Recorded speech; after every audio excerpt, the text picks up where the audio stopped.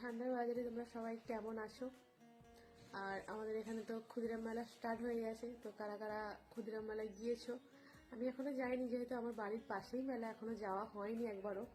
আর আজকে একটু চৈতন্যপুর এসেছিলাম, আমার ফোনটার ডিসপ্লে পুরো খারাপ হয়ে গেছে, মানে চাপ পড়ে কোথা থেকে সাইড মানে কালো হয়ে গেছে। আমি একটু ভিডিও শুট নিয়ে রেখেছি, তোমাদের লাস্টে শেয়ার করছি।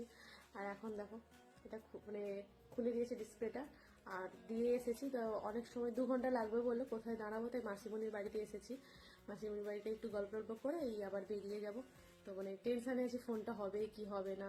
ফোনটা খুব ডিস্টার্ব করছে আমার, মানে না সারালেও নয়। তো চলো ফোনটা নিয়ে তোমাদের একদম দেখাবো ফোনটা কেমন হলো, তারপরে পোস্ট করব, আপডেট করবো।